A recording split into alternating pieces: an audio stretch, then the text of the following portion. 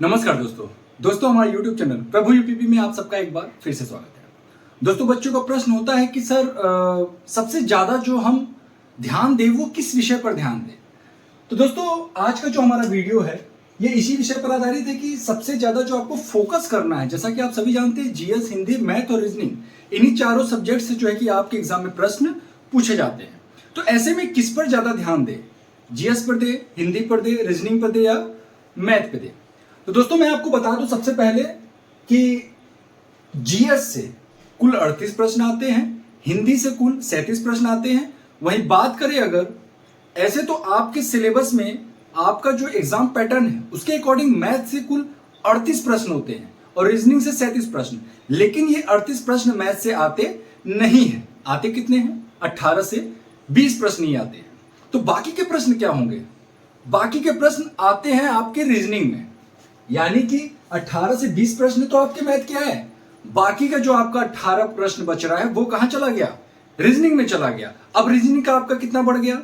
लगभग 55 से 56 प्रश्न जो है आपके रीजनिंग से आते हैं। तो जो आपका जो पहला वाला प्रश्न है ना कि सबसे ज्यादा जो फोकस करे, सबसे ज्यादा ध्यान किस विषय पर दे, तो किस पर दे?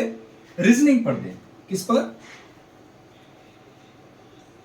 रीजनिंग पर सबसे अधिक फोकस, सबसे अधिक ध्यान आपको देना है। आपको टाइम भी सबसे अधिक किसको देना है?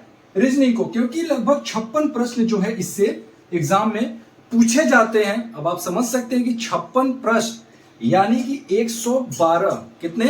112 नंबर जो है कि अकेले आपके रीजनिंग जो है आपके एग्जाम में आ रहे हैं। ठीक है, सबसे ज्यादा किस विषय से प्रश्न आते हैं इसका जवाब हमें देने की आवश्यकता नहीं है, क्योंकि अभी जो मैंने आपसे बातें कही उसमें इसका आंसर जो है ऑलरेडी छिपा हुआ है। दोस्तों इन दोनों प्रश्नों के अलावा आप लोगों का एक प्रश्न और भी आता है, थोड़ा टॉपिक से हटके मैं बात करने जा रहा हूं। जैसा कि आप लोग पूछते हो कि सर कौन सा किताब खरीदे, किस किताब से आपने पढ़ा था। तो दोस्तों मैं आपको बता दूं कि चक्षु प्रकाशन आपके लिए लेकर आया है एक शानदार गाइड। इस गाइड में कुल 3000 प्लस बहुविकल्पीय प्रश्न है। दोस्तों ये जो बहुविकल्पीय प्रश्न है, जैसे आपने कोई चैप्टर क्लियर किया, अब चैप्टर के अंत में जो है उसी चैप्टर से रिलेटेड जो है बहुविकल्पीय प्रश्न होंगे जो कि प्रीवियस ईयर एग्जाम्स में आए हुए हैं। दोस्तों आपको मैं बता दूं कि चक्षु प्रकाशन का जो ये गाइड है ये बहुत इंपॉर्टेंट है। इसके अलावा इसमें जो पॉइंट्स है, इसमें जो मटेरियल आपको मिल रहा है, ये सारा कुछ आपके सिलेबस के अकॉर्डिंग मिल रहा है। अब दोस्तों मैं बता दूं चक्षु प्रकाशन का इस गाइड के अलावा एक प्रैक्टिस सेट भी है जिसमें कुल 10 प्रैक्टिस सेट आपको उपलब्ध कराए गए, जो कि काफी है मुझे लगता है, क्योंकि आपको एक अंदाजा मिल जाएगा कि हाँ कैसे प्रश्न आते हैं, क्या लेवल होता है। तो दोस्तों अगर आप इसको बाय करना चाहते हो तो आप किसी भी जो है ऑनलाइन या फिर ऑफलाइन कहीं से भी आप इसको जो है बाय कर सकते हैं। आपको मैं ऑनलाइन के लिए जो है लिंक डिस्क्रिप्शन में दे दूंगा। तो दोस्तों अब हम चलते हैं अपने तीसरे प्रश्न की तरफ। जो हमारा तीसरा प्रश्न है, सबसे कम किस विषय से प्रश्न आते हैं। तो दोस्तों मैं आपको बताना चाहूंगा सबसे कम जो प्रश्न आते हैं वो आपके आते हैं मैथ से। किससे आते हैं? गणित से आते हैं। कितने? 18 से 20 प्रश्न जो है आपके मैथ से होते हैं, क्योंकि मैथ के जो 20 प्रश्न है वो कहां चले जाते हैं? रीजनिंग में चले जाते हैं। अब आप कहेंगे कि इसका मतलब मैथ पे हमको कम ध्यान देना है। ऐसा बिल्कुल नहीं है।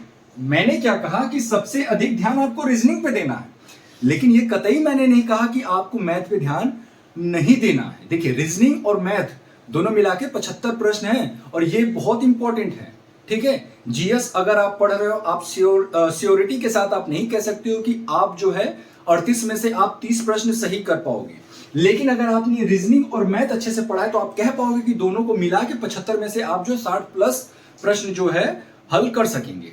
ठीक है, तो ये अंतर है। आप अगर इस पे थोड़ा सा ध्यान दे दिया आपने तो यकीन मानिए आपका सिलेक्शन फिक्स हो जाएगा। दोस्तों मेरा खुद जो है जीएस में स्कोर बहुत कम था, केवल 14 से 15 क्वेश्चन ही सही हुए थे 38 में से। आप समझ सकते हो कि मेरा उस टाइम जीएस कैसा था।